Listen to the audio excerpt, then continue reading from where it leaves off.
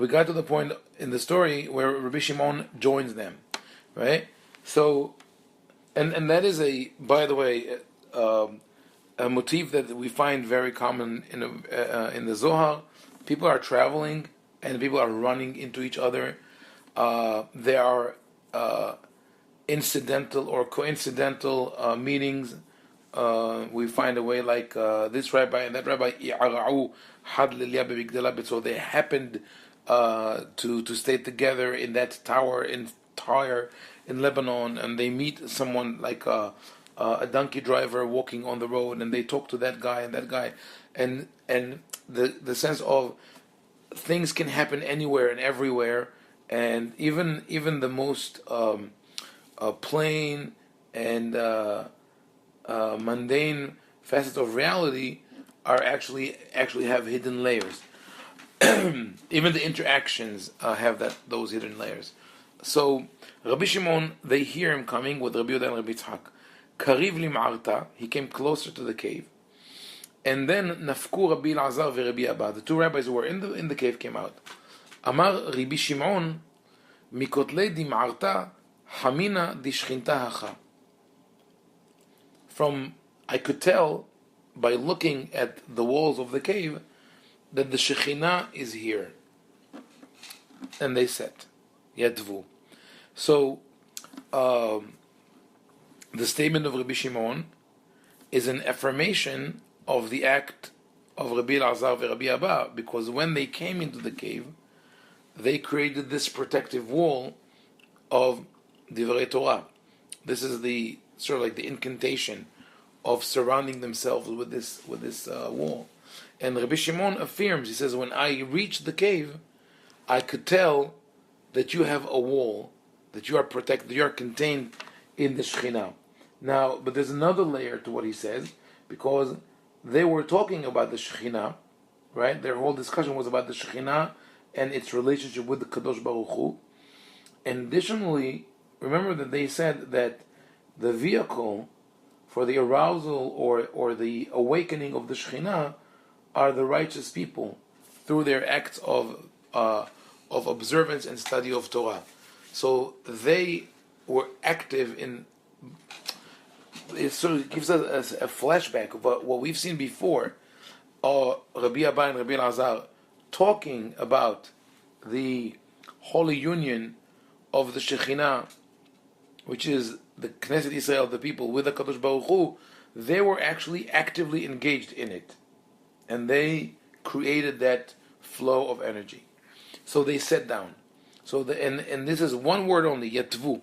They sat, and they sit in silence for a while, and that in itself is dramatic because it breaks the flow of events, the sequence of events where people are moving and talking and learning, and then after an encounter they sit.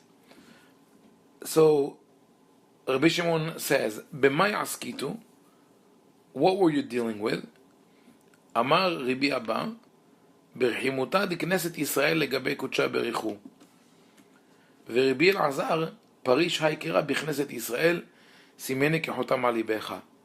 So the one who responds is not the son, because remember, Rabbi Elazar is the son of Rabbi Shimon, but he doesn't respond. It's as if he feels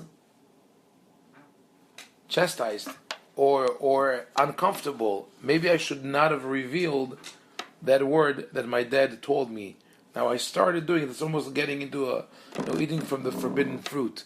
So Rabbi Abba is the one who reveals the secrets. Oh, we were talking about the love of Knesset Israel, which is the Shekhinah, towards the Kadosh Baruch Hu, and your son Rabbi Elazar explained that verse. Put me as a seal on your heart, as dealing with Knesset Israel.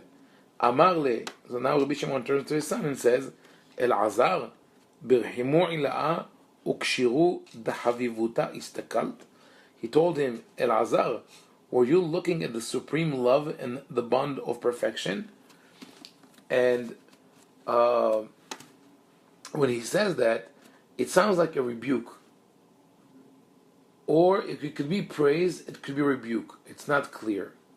But I would say from the context, it's and it is a rebuke, and it is a rebuke that has to do with the idea of intimacy. It's as if what Rabbi Shimon told his son, his interpretation of the pasuk, is a very personal, private experience that he had, and Rabbi Elazar were not supposed to tell it to someone else, or even to look at it himself. In a sense, Rabbi Elazar should be the passive listener and not the active participant. He should not be engaged in bringing down the Shekhinah in the way his father told him, or is not yet at that level. It's almost, I would say, almost as a child who walked in on his parents, and they say, "You should not be here. It's too intimate for you." Even though you will get there one day and you will be aware of that, you should not be here. But so he rebukes him about getting into looking at something which is supposed to be very intimate, and we know that it's a rebuke because following that, we read in entry number 8, Ishtik Rabbi Shimon Sha'ata. Rabbi Shimon kept quiet for a while. Another common motif in the Zohar, that of Rabbi Shimon keeping quiet or debating whether he should speak or not. And that is part of the mystical element, that every lecture or every revelation of secrets is prefaced by a statement of, I don't know whether I should reveal the secrets or not, and sometimes it's even accompanied with crying. You say Rabbi Shimon cries and says, "Woe to me! Should I say? Should I not say?" Now this is something that is already found in the non-mystical parts of our tradition. We have two examples. One, the famous one, is that of Rabbi Yehuda Nasi, the author of the Mishnah, who said, "Dvarim shebe'al peh yata rashay lomram bichtav." Words which were said orally, you're not allowed to say, to put down in writing. But that is not exactly the same thing, because there, Rabbi Yehuda was afraid of solidifying or concretizing the knowledge in a way that will not allow for flexibility later on. Meaning, as long as the Mishnah was oral, it was still fluid, and people could interpret it in different ways. But once it was written down, that's it. It was only one approach that could have been accepted. So we're like etched in stone. There's another case of a statement that one doubts whether he should say or not, and that appears in the Talmud in Masechet Bava Batra. I think it's in the 5th chapter, where they deal with the laws of commerce, and they speak of different methods that crooks use to deceive their customers. So one of them, for example, for those who are in real estate, is that they used different types of rope to measure the terrain. So they use a wet rope, and then when they buy land, they get a bigger share, and then when it dries out, it becomes shorter, and with that they sell the land. So it's the same.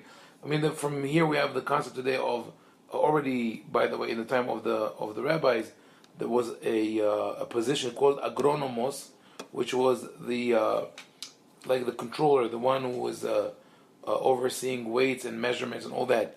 But in that context, Rabbi Yohanan says, he speaks about all the methods in which people deceive each other, and he says, "Oili im omar, ve'oili im lo omar." Woe to me if I say, woe to me if I do not say. He says, if I explain the methods of the crooks, then sheva mitocham ilmedu leshaker, then they will learn from me what to do. But if I don't say it, they will think that the rabbis are not aware of their ways. So there is a concept that we can understand of classified information, that already existed in the time of the Mishnah. It's a key concept in modern society, classified and declassified. But in the esoteric system of the Zohar, everything is classified, and every time something is about to be revealed, there is a process of deliberation. Should we speak or should we not speak? And here is the same thing. Ishtik Rabbi Shimon Shata, so he keeps quiet. At that time, everyone else, nobody speaks if he doesn't speak. Amar, Bechol atar ba'ya shetiku, bar shetiku deoraita. He said it is good to be quiet everywhere, except for with Torah. This is a paraphrasing of a Talmudic statement, which makes more sense in its original form. The original form is Kol patatia bishin levar mi patatia deoraita. Talking too much is not good, except for when you talk about Torah. So that is understood as an encouragement to speak about Torah. But to say silence is good except for silence of Torah, there's no such thing as silence of Torah. I mean, the construct is not so clear, but obviously it's a paraphrase on that statement of the Talmud. He says, ideally I should keep quiet, but not when I have to reveal or teach Torah. Ginza hada itli geniza. I have one treasure which is hidden. Vela ba'ina dit avid minaychu, and I don't want it to be lost from you. And that is the sense of the master who has hidden treasures, he has knowledge, and he knows that his time will come one day to die and pass away, and then the knowledge will be lost with him, which in societies, I mean not only in esoteric knowledge, in societies that are mainly oral societies, this is true. The anthropologists say that when an old woman dies in the tribe, a whole library has disappeared because she's the carrier of knowledge of that has been accumulated over generations. So, in the same sense, Rabbi Shimon now justifies his revelation, is going to reveal secrets by the argument that if he does not do that, those secrets will be forgotten, and those are important secrets. Vehi milah ila'a, and this is a noble or supreme word, a very, very elevated concept. Ve'ashkahnala besifra derav hamnuna sava, and I have found it in the book of Rav Hamnuna Sava. Rav Hamnuna Sava is another one of those chronological stumbling blocks that we find in the Zohar, because already by the name, even if you didn't know the chronology of the Mishnah and the Talmud, you know by the fact that the name is Aramaic and not Hebrew, that he comes from a later generation. Rav Hamnuna Sava is a historical character, but he lived maybe 300 years after Rabbi Shimon Bar Yochai. So he was definitely not a contemporary. And not only that, Rabbi Shimon speaks about a book written by Rav Hamnuna. But all that is, again, to give an air of mystery. There's this mysterious figure that appears several times in the Zohar. He's also the key player in a section of the Zohar called Sava de Mishpatim, the elder men of Mishpatim.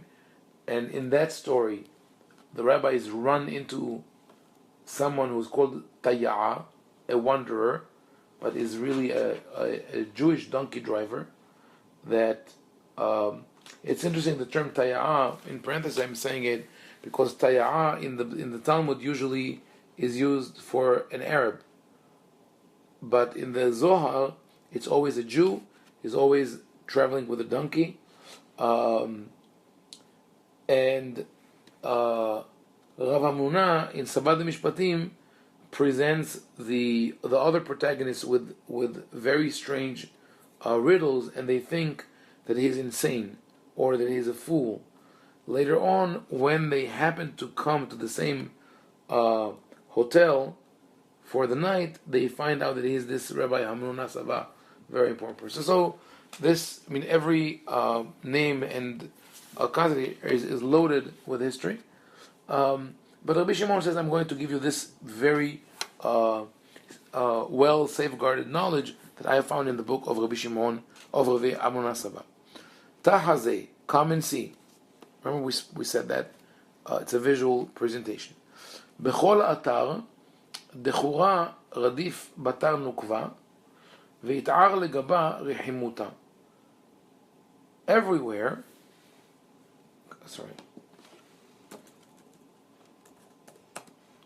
and everywhere means usually the male chases the female and arouses her love.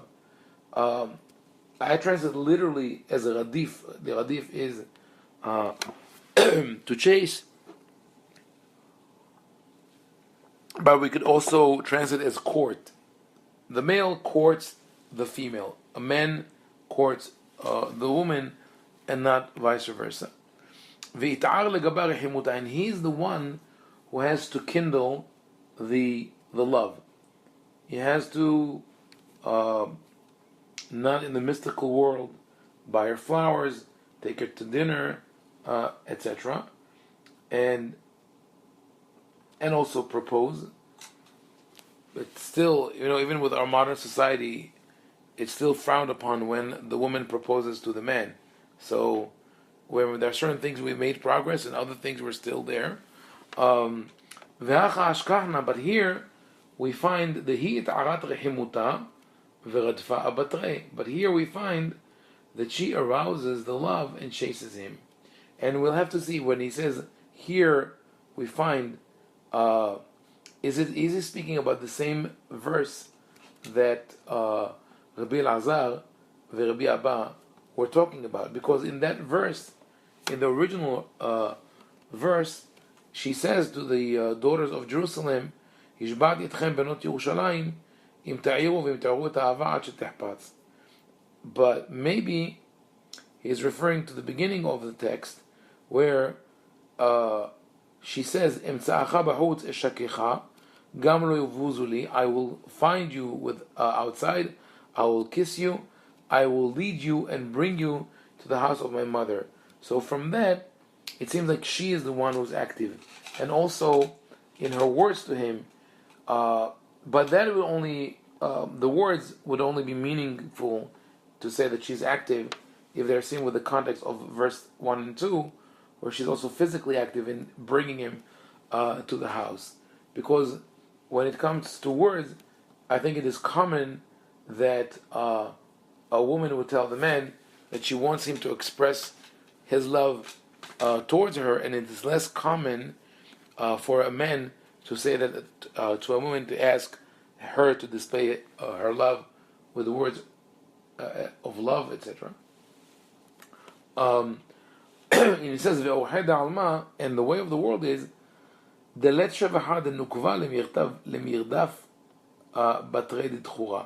she's not praiseworthy for a female to chase the male. Those are the term that he uses. He's not saying men or women, male and female. Could be because the whole symbolic system is referred to as male and female, but the full system is human, which is neither men nor women. It says, "Ela mila setimahi umila ila'a beidin zayad de malka."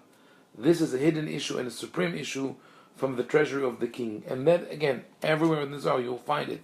There's a build-up. Everything that is presented is supreme and hidden, and we always are left with the sense that even after we were told and what the issue is and the information was divulged, we still don't know enough. Come and see. Tlat nishmatin inun. V'inun salkin bedargin ilain yedi'an. V'al inun telata arba inun. Come and see. There are 3 souls. and they ascend in upper steps to upper level, which are known. And I added in brackets to the mystics, right? The same concept of we know what they are, but maybe we'll have to explain them to the uninitiated. And though there are three, there are actually four. So there are three types of souls, which are actually four. So why am I saying three and not four? Because one of them is not known. Had neshmata ila'a dela ittefas. One of them is the supreme, a soul which cannot be grasped, which cannot be comprehended, cannot be known, almost as that we're talking now about the Keter or the Ein Sof. Vela it'arbe gizbera de kartita'a ila'a. And Gizbar, the treasurer, which is a Persian word found in Daniel, of the upper court, is not aware of it or cannot connect to it. So there is a Gizbar, there is a treasurer. Maybe it's Kavamida, maybe it's that concept which defines and delineates the Sfirot. And he is the treasurer of the Supreme Court or the upper court. And we saw this word yesterday. See the word, the letters Kuf Resh Tet, Kartita'a. This is definitely a word that the author of the Zohar appropriated from the Spanish, which in Spanish is corte. So the corte became Kartita'a in Aramaic. Kol Sheken Tata, even more so, the treasurer of the lower world, he is not aware of that soul. V'hai nishmata lechol nishmatin, but that soul is the source of all souls. V'usatim v'lai d'galya le'almin, and this soul is hidden and was not revealed or is not revealed forever. But I translate also, it is not revealed to the world, because almin could mean, depends on where you look in our literature.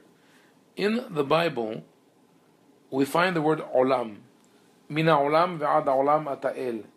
Right? But it doesn't mean world as we understand world. In the Bible, olam means is a unit of time. It means for eternity. So mina olam ve'ad olam is from the beginning of creation to the end of time. So when it says la yitgalya le'almin, can be understood as it's not revealed to the world, it's not revealed forever, but it's unknown. And all other neshamot, all other souls depend on it.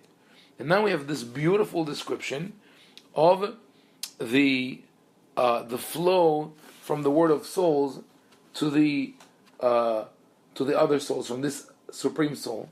V'hai it'ataf be'itufa de zohara de charmela.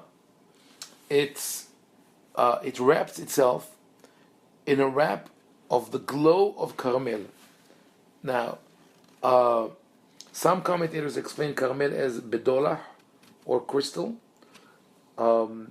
It's hard to tell because Carmel in the Torah, in the Bible, Carmel appears in different contexts. Either it's a name of a mountain, Har Carmel near Haifa in the north of Israel, or it's a type of grain. Velechem vekali vecharmel lo tochlu al etzem hayom hazeh. When the Torah speaks about the holiday of Shavuot, it says, "Do not eat bread or roasted wheat or carmel." So maybe the reference was to young grains, tender grains which look transparent, or it's a distortion of the word crystal. In any case, there's a certain glow there, which is which covers that neshama in its hidden source, and we see that idea, that concept of something which is hidden yet somehow manages to connect to the revealed world is a constant in the Zohar, and it is, where is it hidden? Within the shining, within the light. And it drops upon drops of pearls, and they are bound together as the members of one body are bound. and he enters in them and shows his action in them. He and them are one, and there is no separation between them. בגוזי רותה נטיף טיפין טיפין מרגלן והתקשרו כולו כאחד כקשרין דשאיפי דגופה חד והוא עיד בגביו ואחזי בהו עבידתה הוא ואינון חדו ולד בהו פרישו היי נשמתה עילאה תמירו דחולה. So visually it's a beautiful image. It is one that could have been conjured in the mind of a person who is going through the process of meditation, and he sees that flow of energy in reality or in his mind. The hidden soul is dripping, but in a sense of flow that is still connected to her, and but those drops are not hanging downwards like pearls on a string that are about to fall, but rather they are coiling around, creating again a circle, and they now are all connected, and that neshama is surrounded within it. So it's a layer upon layer of protection. So that's one neshama. Nishmata ahara nukva demitamera begor helaha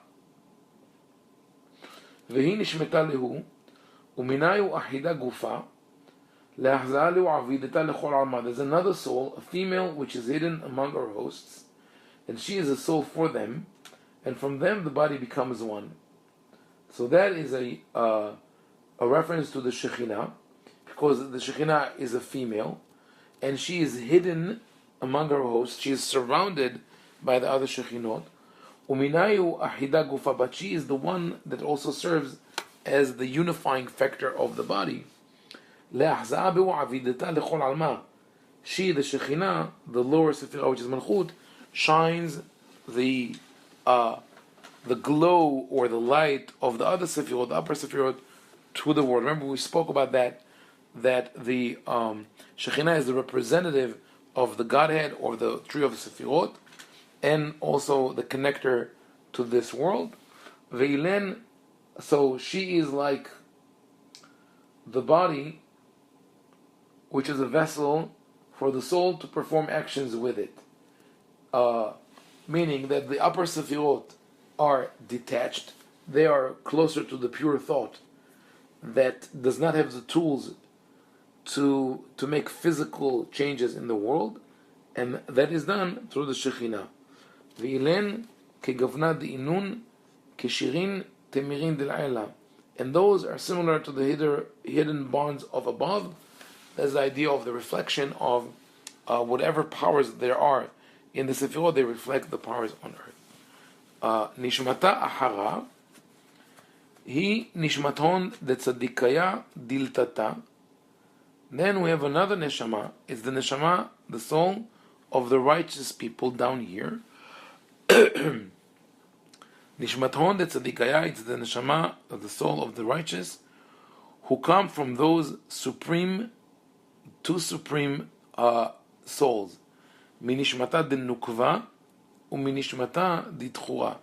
They come from the soul of the female and from the soul of the male.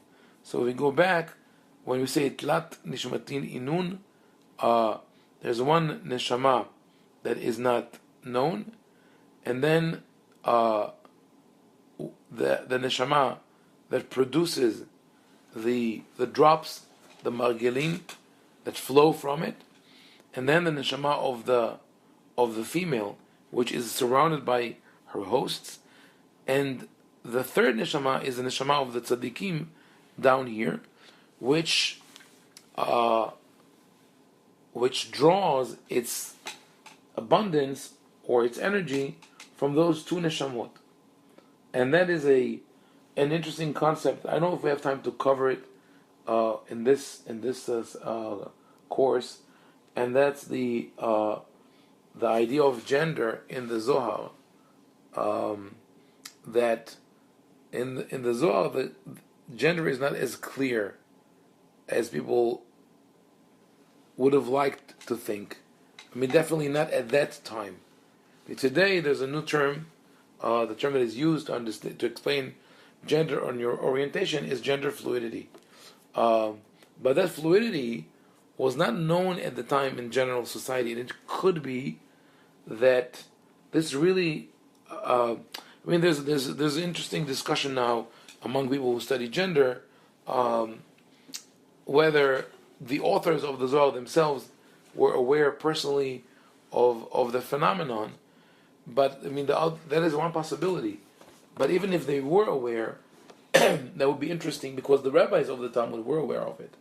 But their approach to the idea of gender fluidity is more, I would say, more tolerant, and that is intriguing. Like I said, some people say that it's because they were familiar with people with that orientation, or some of them had this orientation, which is a possibility. But I think it's also a product of meditation and the psychological understanding. Because when one meditates and sort of really digs into his own brain, his own entity, and barriers come down, he sees things in a different manner.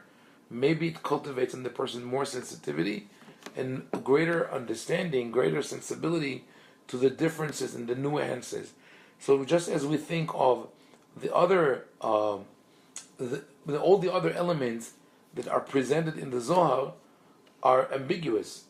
The lights, there are many lights with no color and lights where the color comes through. Fire is water and water is fire. Concepts could be at the same time known and unknown. Within the holiest of holy, there will be impurity. So everything is fluid. Everything is ambiguous. So it's not improbable to say that as a part of that, the idea of gender is in itself is also fluid. In any case, the neshama of the tzaddik is sort of an androgynous neshama, which is part female, part male. Uvgin kach nishmatin de tzaddikaya ilain al kol inun helin umashiriyan del ila. Therefore, the souls of the righteous are superior to all the hosts and camps of above. So all the camps of heaven, all the hosts of heaven are inferior to the souls of the tzaddikim. Why? Because they represent only one facet of the gender. They're either male or female. But the righteous ones are a product of both male and female, and that's why they are superior. So immediately, Rabbi Shimon Bar Yochai presents a question here. He says, "Ve'itema ha'ilain inun miteren sitrin, amai nahatin lehaya alma, v'amai istaleku mineh." And if you say, if they are superior from two ends, why do they come down to this world, and why are they rising from it or driven away from it? The istalek is either to go up or to be driven away. So the Rabbi Shimon presents the obvious question: if you claim that the souls of the righteous are greater than that of those who are above, why do they come to this world to live a mundane life, quotidian life, and not spiritual life that could have in heaven? And why are they taken from this world? And if this world is the place for them, why are they taken from it? So obviously, like in other discussions that we saw in the Zohar, this is not this question by itself and the answer that we'll see soon are not necessarily mystical. There are mystical elements, but the general question is not mystical. It's an essential question of the believer.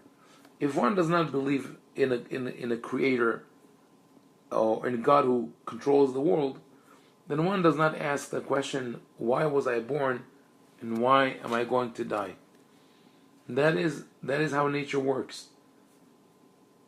People are born, people die. It's part of the natural cycle. But if we put God in the equation, God is the creator, and we ask God, why did you put me in this world? So which world is better, according to the belief in the dual system of this world and the world to come? Which world is better? If the world to come is better, or the world of the souls, so why am I not staying there? If my existence, the pure purpose of my existence to be spiritual, then I should be spiritual to begin with. And that indeed is already an idea that is floated in the Talmud. The Talmud says that when the time of the soul has come to descend to earth and enter the body of the newborn baby or the fetus, depends on which school of thought you ask back then. So the soul refuses to go down. It doesn't want to go down, it wants to stay in heaven. And there are different approaches to that. Some say that God entices the soul and promises her great things to come to earth. Others say that I'm saying she because it's in Hebrew, it's feminine. She's threatened that if she doesn't come, she'll be punished. In any case, she ends up coming here, the neshama. So it's not necessarily a mystical question, but Rabbi Shimon does present it as such. It says, if you say that the neshama is superior even to the sefirot, so why does it come to this world? At the end of the day, meaning after 120, when the neshama leaves this world, according to Kabbalah, it goes back to its source, which is the divine throne. So really, it is elevated above all the sefirot. So, what is the analogy? It says lemalka de'ityalid lebar. This is analogous to a king who, to whom a baby boy was born. Shadar lehad kfar lemarbale ulgadelale ad yitrabe. The Hebrew is the Aramaic is cumbersome. He sent him to one village to nurture him and to make him grow until he grows. When he grows, he'll be taught the paths of the palace of the king. So he sends him to the village. And then the king heard that his son did grow and he became greater. What did he do because of the great love that he had towards his son? He sends the matron. This is a Latin word, but it appears already in the Midrashim. She sends the mother of that child, and he sends the mother to fetch the child, and he brings him into his palace, and he rejoices with him every day. Now, before we get to the mashal itself, to the analogy, if you're familiar with midrashic literature, you see here or you hear the echo of midrashic literature, right? Many midrashim speak about the king who married the matron, or the son who upset the father, or the son who asked where my father is. This is the common imagery, and it was appropriate for the authors of the midrash who lived in Israel under the Greek and Roman rule and were in close contact with nobility. The problem with this allegory, even though this mashal builds on the same literature, the problem is that it doesn't make sense. Do you realize that it doesn't make sense? Why would the king send his son to the village to learn what? How do you learn? Does he learn the paths of royal court in the village? I mean, this is nothing. I don't think that anyone does that, except maybe for the British royal family that sends the boys to serve in the army. But the analogy in itself, the the story is not convincing. But obviously, though, then it is a story that was created for the purpose of the message. So then you will see that in Meshalim, some analogies, either in the Zohar or in the Midrashic literature, are very convincing and very compelling, because we understand the original story and the message it conveys. In this case, I think the message is understood, but the analogy is not that successful. What is the analogy? There's this, in the same manner, כך קודשה בריחו הוליד בר במטרוניתה ומה יהיו נשמתה עילה קדישה. Kadosh Baruch Hu had a son through the matron. Now, at this point, I guess we are all desensitized. We don't, right, to the idea of anthropomorphism, that we talk about God giving birth through the matron to a son. Okay, that's the language of the Zohar. That's the imagery. Umayu, so that son is the neshama. The village is this world. And when do you reach that level? It's when the time comes to die. So basically, Rabbi Shimon is talking about death. What you perceive as death, it's not death. It's just the return of the lost son to the divine palace. I think there are echoes here of the analogy or the story of the cave by Plato. It's not exactly the same, but it's the idea of someone who is in exile and is not aware of it. And when he leaves exile and he goes back to his father's home, which is the palace, what happens?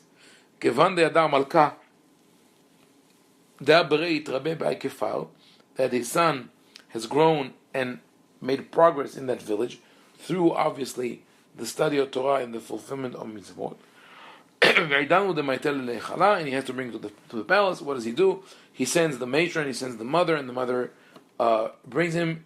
And it says the soul does not leave this world until the matron or the mother comes and takes it to the palace of the king. With all that, despite all that, says Rabbi Shimon, the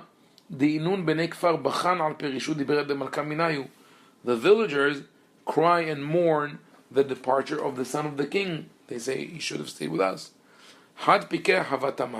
There was a wise person there. He said to them, why are you crying? Here I just have to make another comment on the literary form of the mashal. You see that it is not unlike the meshalim, unlike the narrative of the midrash. This is not well structured, because we move from a general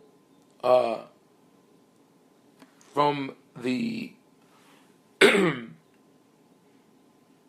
general description to a specific case. You know what I mean? That the statement here, the way of the world is that the villagers cry for the separation of the son of the king from them. When you say the words "the way of the world," it means that this is a scenario that repeats itself, and we know that it repeats itself in the nimshal, in the message, because people die constantly. But then you proceed with the word "had pikeh havataman." There was there one wise person. So we're talking about a specific case. So are we talking about a general pattern or about a specific case? That's just a comment on the flow of the structure of the language here. Amarlon almaatun bachan. What are you crying for? V'chilav bred de malkaihu. Isn't he the son of the king? V'lait hazel lemedar yati. One second. Yeah. It is inappropriate for him to live among you for too long. He must go back to the palace of his father. Kach Moshe dahava pikeach, Hama b'nei kefar dahava bachan. Al da'amar banim atem l'Adonai Elohechem lo tidgodedu. In that manner, Moshe, who was wise, so that the villagers were crying. For that he said, "You are the children of God. You shall not wound yourself in mourning." Here also, we see a seam line here. The transition is not smooth. Where did Moshe come from? And what does it have to do with his wisdom? It's not his words. Those are the words of the Torah. The right phrasing here should have been Kach Oraita Amrat. This is why the Torah says, and that seems like a digression that is not necessarily related. In general, I think that this whole story, we have to go back and see from the beginning. At a certain point, you say, "Wait, what is going on here?" Right? How we come here? So this is because they visited the cave, they spoke about the verse in Shir Hashirim. Then Rabbi Shimon comes and says, "Oh, you spoke about that. Let me tell you this. I have to tell you the story." And who pursues who? Is it the male, the female, or the other way around? And then he starts speaking about the three different neshamot and about how people mourn the dead, and that they should not mourn the dead; they should actually rejoice. So what is going on? So don't worry. Eventually, he will tie it back. He will go to the beginning. That is an ancient midrashic technique. It's called mimerhakta vilahma. That in order to keep the listeners at the edge of their seats, the commentator wanders and goes in circles, and you constantly ask yourself, okay, so how is it going to go back to the point of departure? But at that point, we are in the analogy of the son who grows in the village. What is it that the Moshe says? He says, "Al da'amar banim atem ladonai Elohechem lo titgodedu." You are the children of God, and therefore you should not mourn in a way that you wound yourself. Leidgoded in the Bible, the meaning of the word leidgoded is to hit oneself, usually with a sharp metallic object. In the book of Melachim, when we find the encounter of Eliyahu with the prophets, it says "Vayidgodedu b'haravot uvaremahim." They cut themselves with swords and spears, which, by the way, it's a dangerous practice, but it does have an aspect of a spiritual experience. Pain, when people cause themselves pain in a controlled manner, they achieve a certain level of I wouldn't say if it's ecstasy, but there is something there which is enticing. The practice was not because of that. People wanted to show that their pain is so strong that they want to display it physically, and they would cut themselves, they would hit themselves. And Moshe says, you should not do that. The Torah says, you should not do that. Now that is part of the broader theology of the Torah, and that is that the Torah celebrates life and not death. That is in the original context. Why that specific statement? If the Zohar would have appeared in the midst of the Shiite Muslim world, I would have understood that. Because the Shiite, until today, when they celebrate the fast day called Ashura, to commemorate the death of their leader, of Ali, they wound themselves. Could be, though, that the author of the Zohar saw the practice in Christian Spain, maybe through the work of the some of the orders which were more fanatic. I don't know if the Opus Dei was active at the time, but it could be.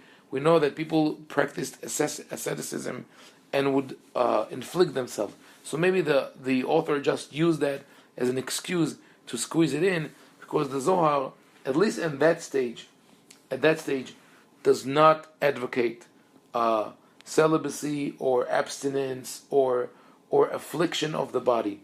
But it was, other than physically harming yourself, those kind of practices, this kind of practices was very common in Christian Europe. So maybe he makes a comment that this is not something which is considered ideal within the Jewish culture.